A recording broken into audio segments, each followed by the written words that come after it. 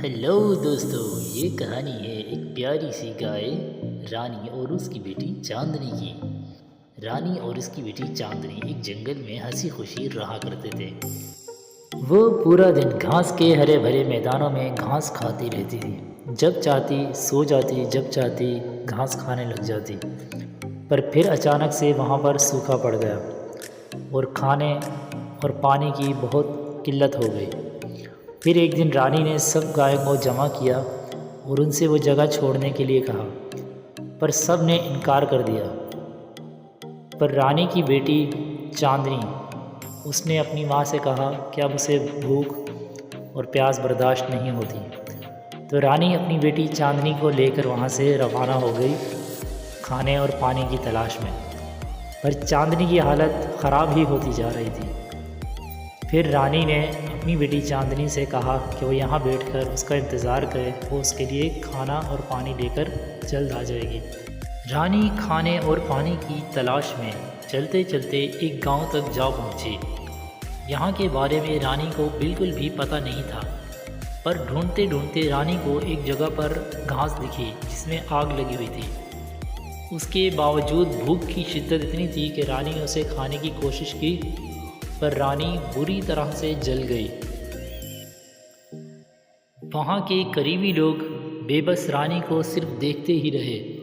पर एक खरगोश जिसका नाम बंटी था, उसे जूं ही ये माजरा पता चला, उसने अपने मालिक के ऊपर से चादर उठाई और उस चादर को पानी में खूब गीला किया। और खूब गीला करने के बाद वो उस चादर को लेकर रानी की ओर बढ़ा और रानी के ऊपर उसने वो चादर बिछा दी, जिससे रानी पर लगी आग बुझ गई।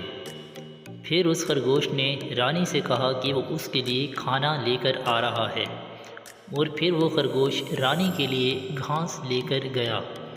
उस खरगोश ने रानी को वो घास खिलाई, फिर उसे अलविदा कहा और रानी वहाँ से उठकर वापस चल पड़ी।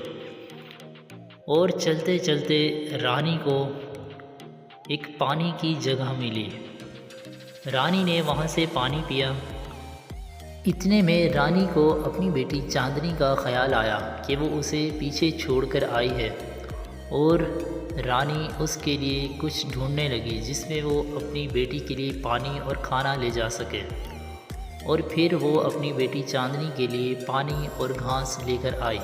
फिर रानी ने अपनी बेटी को अपनी पीठ पर रखा और उसे पानी के पास ले गई। दोनों ने फिर मिलकर वहाँ पर पानी पिया, और उसके बाद उन्हें एक जगह मिली जहाँ पर खूब हरियाली ही हरियाली थी। फिर रानी ने सोचा कि वो अपने बाकी साथियों को भी वहाँ पर लेकर आए। उन्हें लेने के लिए वो उनके पास वापस गई और उन्हें लेकर अपने साथ आई। रास्ता काफ़ी मुश्किल था, पर मंजिल उन्हें मिल ही गई आखिरकार। फिर वो सब एक साथ वहाँ पर रहने लगे। वहाँ पर फिर से उनके पास खाने की कोई कमी न थी। वो सब अपनी पुरानी ज़िंदगी में फिर से लौट गए थे। उन सब ने रानी का शुक्रिया अदा किया और इसी तरह वो हंसी खुशी ज़िंदगी गुजारने लगे।